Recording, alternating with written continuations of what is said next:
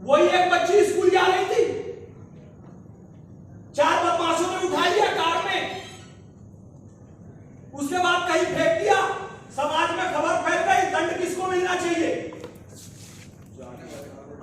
दंड वकील बैठे हैं यहाँ, सारे प्रतिष्ठित लोग, मुझसे बड़े विद्वान बैठे हैं यहाँ, किसको दंड मिलना चाहिए? 4 बदमाशों को मिलना चाहिए।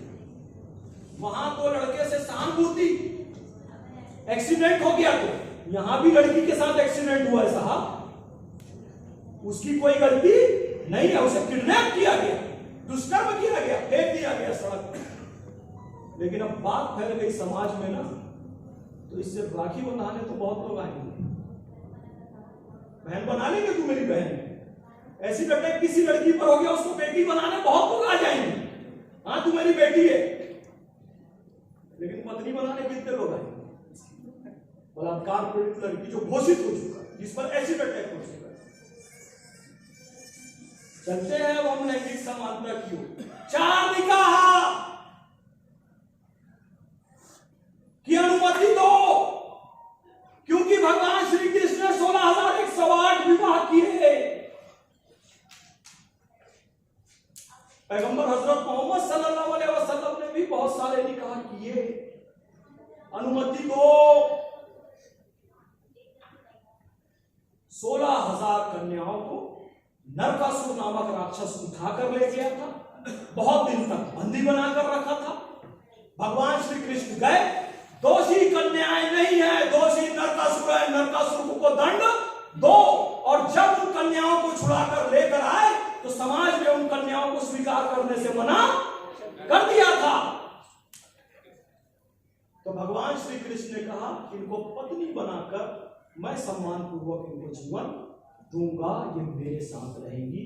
ऐसा विवाह करना है तो जी 16,108 नहीं 32,216 विवाह कीजिए, पर ऐसा विवाह करेगा तो कौन?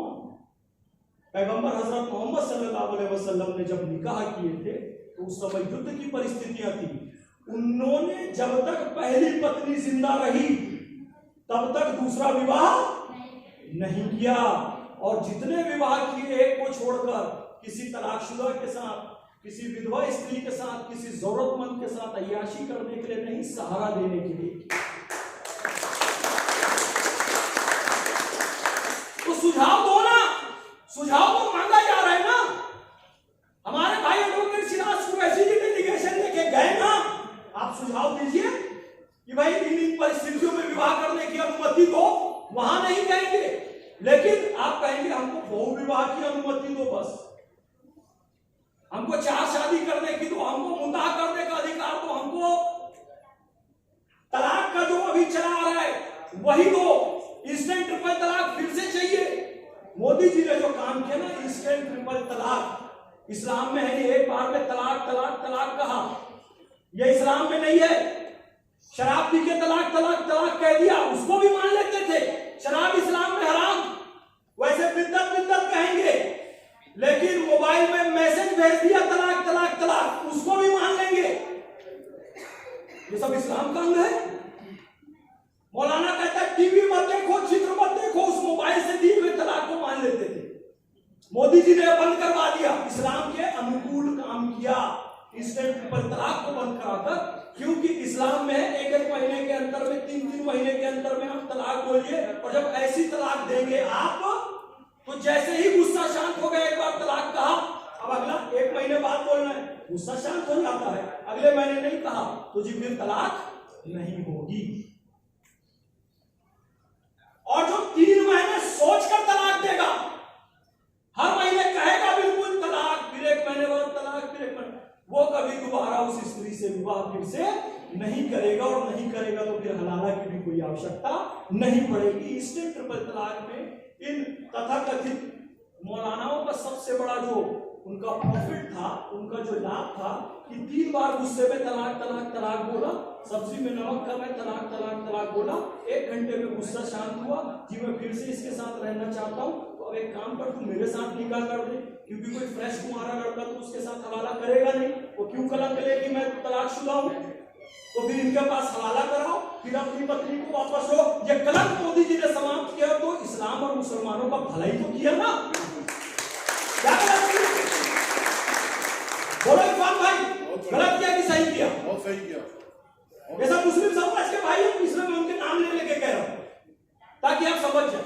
सही किया, बिल्कुल सही किया। देखिए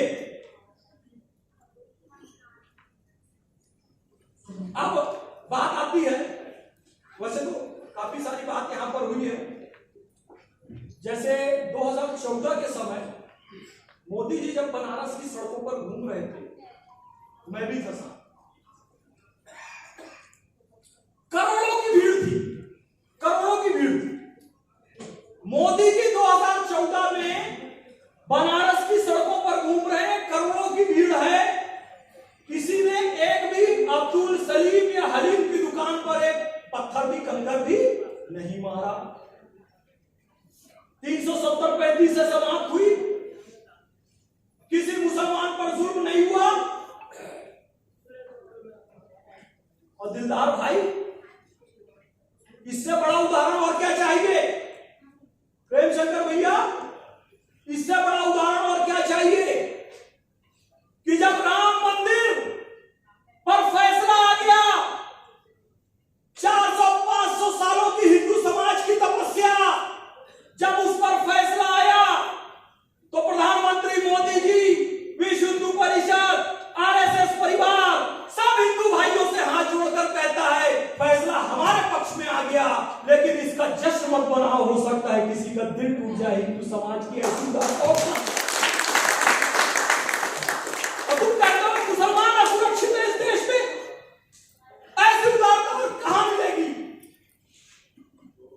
और कुछ बदमाश लोग हैं, मैं ये नहीं कहूंगा सबको मैं बरी कर दूंगा, कुछ बदमाश लोग हैं, शर्म से डूब मरना चाहिए, जो पाकिस्तान के जीतने पर फटाका फोड़ लेते हैं।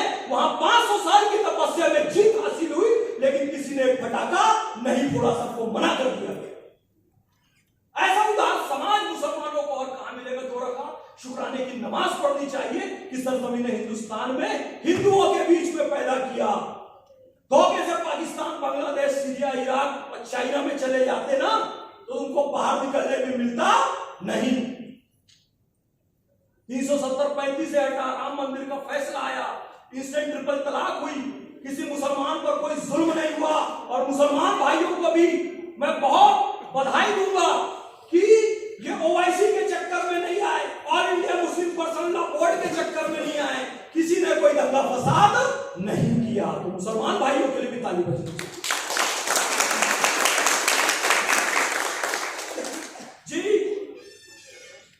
मैं मोदी सरकार की बड़ी उपलब्धियों में देखो, मैं प्रत्यक्ष प्रमाण, शब्द प्रमाण, अनुमान प्रमाण सब लेके चलता हूँ, शास्त्र के 6 प्रमाणों में लेके चलता हूँ। आप दर्शन शास्त्र पढ़ेंगे तो पता चलेगा 6 प्रमाण, प्रत्यक्ष, अनुमान, उपमान, शब्द, अर्थापत्ति, अनुपत्ति। अब मैं प्रत्यक्ष का एक उदाहरण बताता हूँ। 24 जून 2017 को लेह लद्दाख से मैंने पद यात्रा चालू की, कन्याकुमारी पहुंचा। कन्याकुमारी से फिर मैं वैष्णो देवी गया, भारत की पैदल प्रदक्षिणा मैंने की, भारत की पैदल प्रदक्षिणा की। जब लेह से मैंने चालू की थी पद यात्रा, वो जम्मू कश्मीर था, और जब पद यात्रा मैंने समाप्त की तो लेह लद्दाख एक अलग स्टेट बन चुका था, एक यूनियन टेरिटरी बन चुका था। मेरी पद यात्रा में अपने आप एक स्टेट और जुड़ गई। बोलो बड़ी उपलब्धि थी।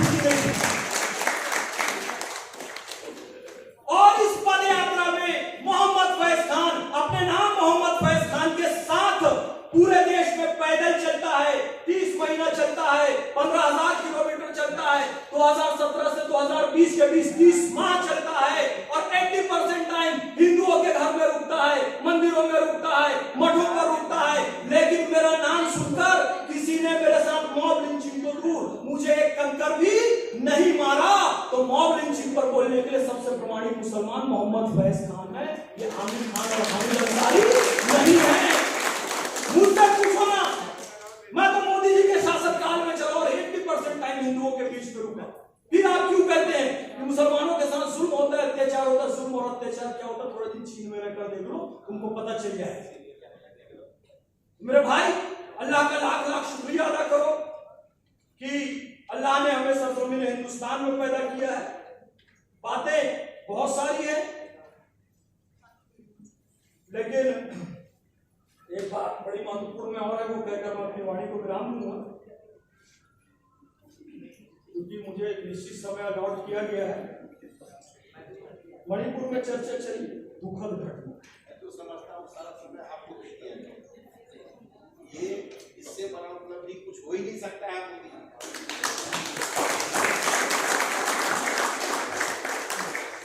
बहुत बहुत धन्यवाद। मोदी जी की उपलब्धियों में एक और जोड़ गई मोहम्मद फैज खान।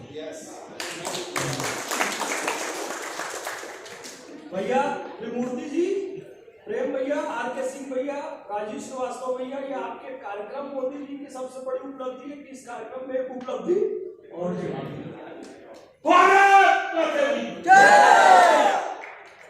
एक भी बात मैंने हवा हवाई नहीं कही और सबके प्रमाण दे सकता हूं। अगर कोई पूछे तो पूछे, आप तो नहीं पूछेंगे, क्योंकि आप इस्लाम में भी बहुत सारे फिरके होते हैं, उसमें फिरका सुन्नी जो सुनकर यकीन कर लेते हैं, सुनकर मान लेते हैं यार ये व्यक्ति सही कह रहा है, आप लोगों ने सुनकर मान लिया। बहुत बहुत धन्यवाद।